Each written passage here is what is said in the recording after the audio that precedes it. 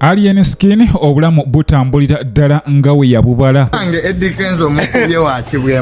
Agenda kuddamu ku magezi. Kaye Wisdom ne Tamale Junior bayina bye batugambye baganda bange mwenna abandaba amanya bampita Robbie or the Mighty Family. Eyaliko comedian ono embeera eyongedde okutabuka butereevu n'amala mangi gonna mwegali ebya Edrisa Musuza byonna mbiina just wekumire bwekumizi ku KIKA Media ensibuko ya mawulire gwatanaba kuwanga subscribinga gena maaso subscribinge likinga commentinga tusobole okuba nga temunange tutambula ffenna butereevu ntandise munange n'omukulu Alien Skin ono munange alabibwako wali mu London nga obulamu butambulira ddala nga bwe yabubala. Ono alabiddwako munange nga gena maaso n'okuwanga akuwa ebifaananyi kw'ossa n'okwata vidiyo ez'enjawulo wabula tumulinze olunaku lwaleero bagenda kuba nga ate bakikwasaganya eyo nga tuvuddeyo munange omukulu Tamale Junior ne Kaye Wisdom bayina obubaka wano munange bagezaako okwogera engeri Eddie Kenzo gyakwasaganyamu ebintu nabo nga we balowooza naye nawe weerabireko. Ogambye otya? Musajja wange Eddie Kenzo mukubye wakibwemu. Agenda kuddamu ku magezi.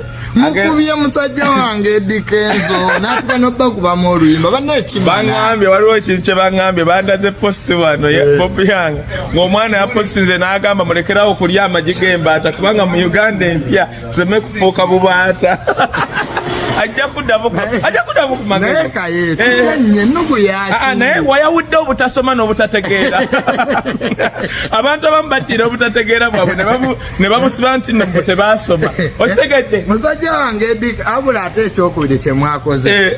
Nategedde nti NUP amaanyi. Alien Skin oyinza ogaya yakasooka kuyimba mu Uganda. Nkikuga bongo wano.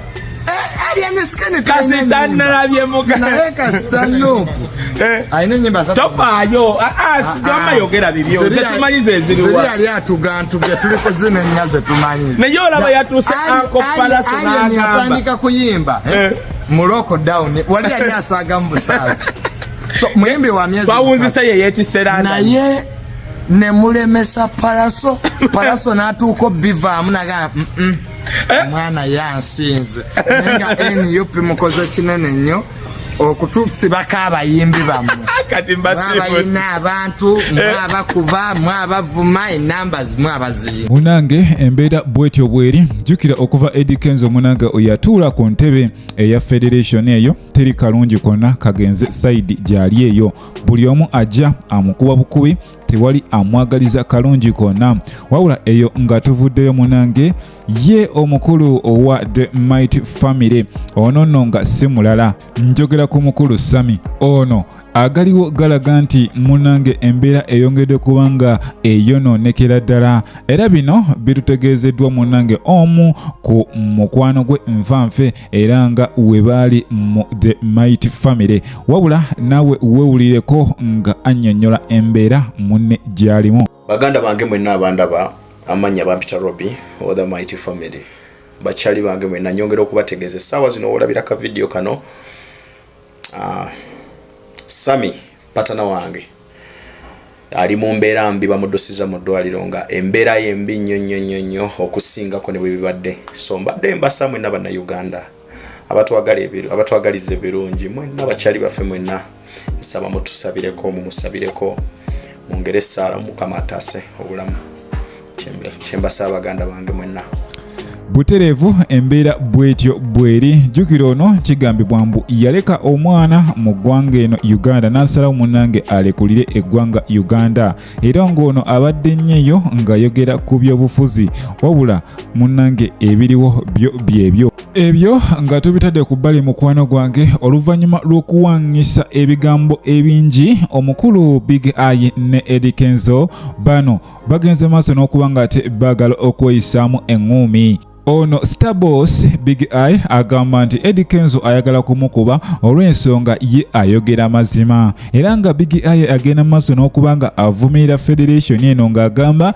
eri feke munange erina ebiruubirirwa byayo omukulu Eddie Kenzo ky'atakkiriziganya naye wabula oluvannyuma lw'okuwanyisa ebigambo ebyo byonna n'okwagala okwetaagulataagula munange Big Eye avuddeyo n'ategeeza nti mu butuufu neetaaga okukola ekiraamo kubanga luno lutalo lwo luyinza obutaggwa bulungi era ono agenze maaso n'agenda ku mutimbagano gwe n'ategeeza nti singa ekituukawo kyonna kituukawo munange nassa omukka gwe ogusembayo munange gwe akola ku by'okuziika olina ofuba okulaba nga abaana be bonna bajja ne baziika kitegeeza abaana abamu ndowooza bali mu mawanga ag'ebweru eyo gye bawangaalira kalo n'agambye talina kubanga ate aziikibwa ng'abaana be tebazze bonna kumuziika.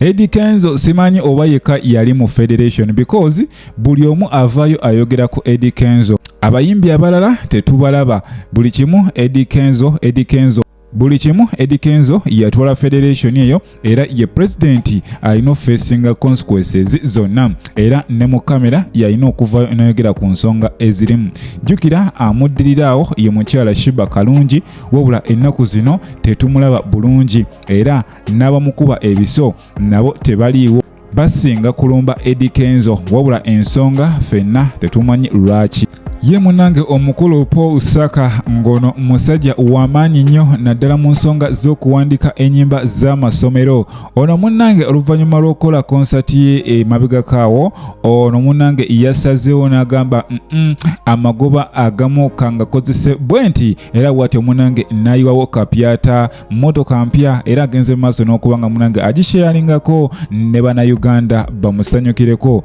bw'atyo awo ng'ayina n'ebigyogerako byonna ono munange kati saawa zino woba omunoonya takyatambuza bigere ojja musanga mu mmotoka ye Maziga Mereere kirungi nnyo okuba nga ate munange okola nobako nekyolagawo congratulations to Mr. Paul Saka. Nze bannange nina ekintu kye nalabye abantu abasinga okubeera obubi be basinga okuvuluga kati radio presenter ne TV presenter toyina kuvuluga muntu n'omuggo kuba muli bubi mwetaaga okwerwanako ate mugenda ne mulewozesa ensi nti muli bulungi nnyo naye mubeera mu buzigo bwa 223 mukolerera lenti nakubaawo musula njala mwe bamazi nodda mukwoli mulondo mbusimanyi King Saha ayinza okujja nga mpunyirira ne mugamba toyingira mu studio zange toyingira studio zizo ofune 60 ng'odda mu kuvuluga bantu gwe mazi oli ku musajja asitudde Mansoni ensi yonna gwerabanga ekyokulabirako ne baganda owaaye nga King Saha yazimba nange nja kuzimba butereevu mukwano gwange naawo nenkujukiza nti obadde ku KIKA Media ensibuko ya mawulire gwatanaba kubanga osubscribinga genda maaso subscribinge likinga commentinga tusobole okubanga temunange tutambula ffenna saba Mukama Katonda abankuumire mweraba.